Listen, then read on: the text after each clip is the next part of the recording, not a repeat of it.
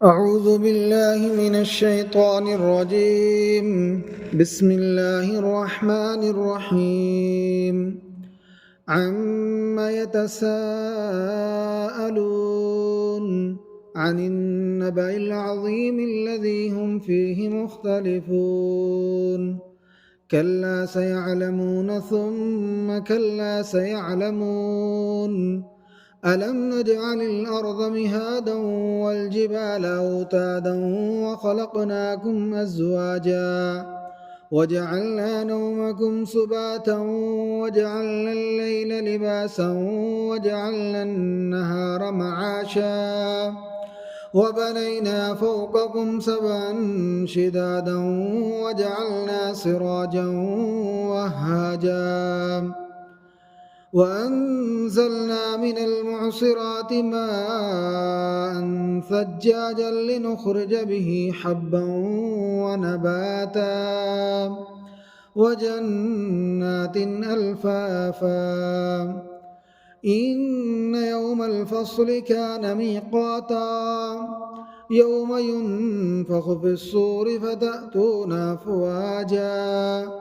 وفتحت السماء فكانت أبوابا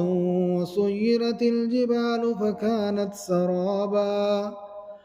إن جهنم كانت مرصادا للطاغين مآبا لابثين فيها أحقابا لا يذوقون فيها بردا ولا شرابا إلا حميما وغساقا جزاء وفاقا إنهم كانوا لا يرجون حسابا وكذبوا بآياتنا كذابا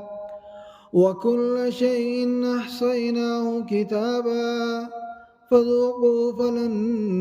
نزيدكم إلا عذابا إن للمتقين مفازا حدائق وأعنابا وكواعب ترابا وكأسا دهاقا لا يسمعون فيها لغوا ولا كذابا جزاء من ربك عطاء حسابا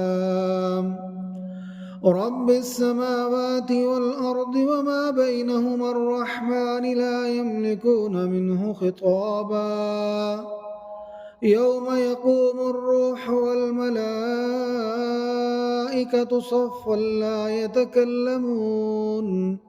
صفا لا يتكلمون إلا من أذن له الرحمن وقال صوابا ذلك اليوم الحق